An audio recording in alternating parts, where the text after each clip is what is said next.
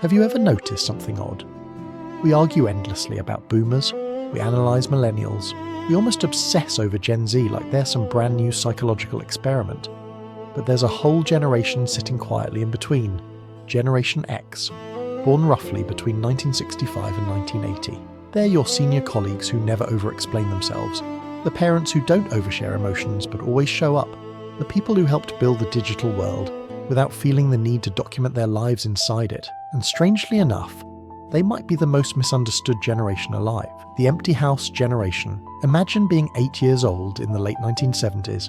You come home from school. The house is silent. Both parents are at work. No phone, no tracking apps, no one checking in. You unlock the door yourself. You make a snack. You finish homework alone. And you wait. By the early 1980s, millions of children were regularly spending hours unsupervised after school.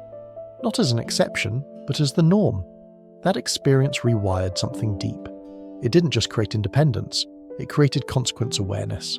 When you're alone, mistakes don't get softened. There's no immediate rescue. Your brain learns very early, actions matter. Psychologists call this a high contingency environment, where behaviour and outcome are tightly linked. That's why Gen X doesn't just react, they anticipate. They think 2 or 3 moves ahead, instinctively. Rules that didn't care about feelings. When parents finally came home, expectations were clear. No long emotional conversations, no negotiating feelings. You crossed a line, you paid for it. This wasn't cruelty, it was cultural reality. The message absorbed wasn't talk it out, it was figure it out. And that shaped a generation that learned to regulate themselves internally rather than externally. Watching the system break, Gen X grew up hearing promises. Work hard, be loyal, play by the rules. Then they watched divorce rates explode. Companies downsize entire departments overnight. Loyal employees get replaced by spreadsheets. The rules didn't just bend, they vanished. So when psychologists describe Gen X as pessimistic, Gen X would disagree. They're not pessimistic, they're pattern-trained, they hope for the best, but they prepare for the rug to move. Because historically it always did. Why they stay quiet online. This is why Gen X rarely lives online. It's not confusion, it's caution. They grew up when privacy wasn't a feature, it was default. Mistakes faded with time, embarrassment stayed local, nothing followed you forever. So broadcasting your life to strangers doesn't feel expressive to them, it feels exposed. To Gen X, less visibility often meant more safety. Irony as armour. If you listen closely, you'll notice something else. Gen X uses humour differently. Sarcasm, irony, self-deprecation. Not for laughs alone, but as protection. They grew up under Cold War anxiety, nuclear drills, adults talking about global collapse like it was background noise. When authority says everything is fine while clearly preparing for disaster, you learn emotional distance. Irony becomes insulation. Work without performance. At work, Gen X stands out in a quiet way. They don't announce hustle. They don't brand productivity, they just work. Their first jobs weren't passion projects, they were responsibility drills. Paper routes before sunrise, cash registers without calculators, fixing problems because no one else was coming. They don't believe in company loyalty, but they believe deeply in competence. If layoffs come, titles won't save you, skill might. Independent, yet dependable. Here's the paradox. Gen X hates asking for help.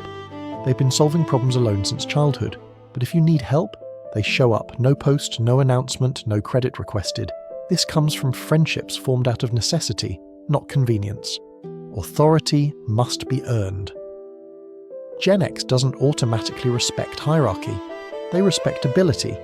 If you know what you're doing, they'll follow you anywhere. If you don't, your title means nothing. They watched too many powerful adults fail publicly to trust authority blindly. Economic whiplash timing wasn't kind to them. Older Gen X entered adulthood during layoffs. Younger Gen X graduated into the dot-com collapse. Just as stability returned, 2008 hit. This is why many Gen Xers diversify income, not out of ambition, but survival memory. They don't assume anything lasts. Self-reliance that cuts both ways.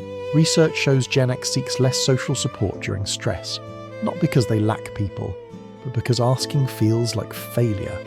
They are excellent in crises, but often struggle with rest. Strength became habit. Habit became identity.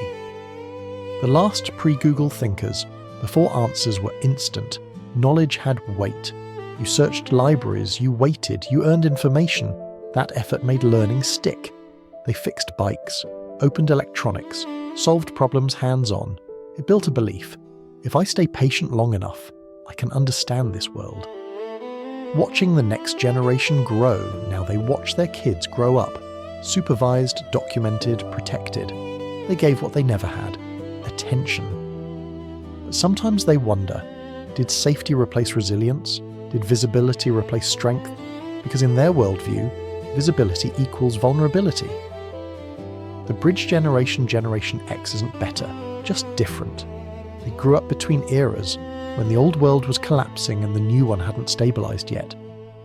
They are the bridge. Bridges don't demand attention. They just hold everything together. And maybe that's the most Gen X trait of all, doing the work quietly, without needing applause. Share your experience in the comments, and if you found this video helpful, don't forget to like, subscribe, and turn on notifications for more psychology-based content. Thanks for watching. We'll see you next time.